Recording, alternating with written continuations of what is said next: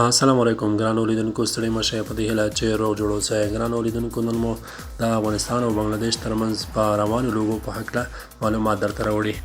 افغان لوبډلې د بنگلاديش په وړاندې ستر تاریخ جوړ کړی. دا او د ورته نور معلومات را سره په ویډیو کې وګورئ. خو تر هغې مخکې زموږ چینل در سره سبسکرایب کړئ.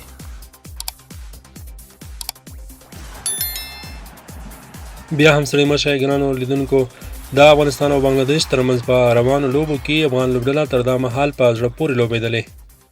افغان لوبډلې د دې 53 اوریزو لوبو لړۍ په بریا سره پیل کړه او بنگلاديشي لوبډلې ته یې سختې ماتې ورکړې. په تېرو څو کالو راهیسې له بنگلاديشي لوبډلې څخه په بنگلاديش کې هیڅ کومې لوبډلې سیریز نه ده ګټلی. افغان لوبډله دوهمه لوبډله ده چې له بنگلاديش څخه په بنگلاديش کې سیریز ګټي.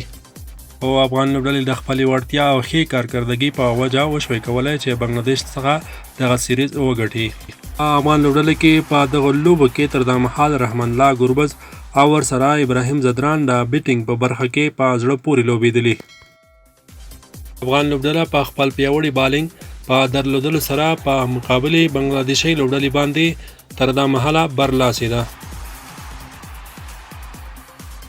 د بنگلاديش د لوبډلې روزونکي هم په خپلو خبرو کې یادونه کړې چې د افغانستان د بالینګ په وړاندې نه یوازې موږ بلکې د دنیا هره لوبډله مشکل لري.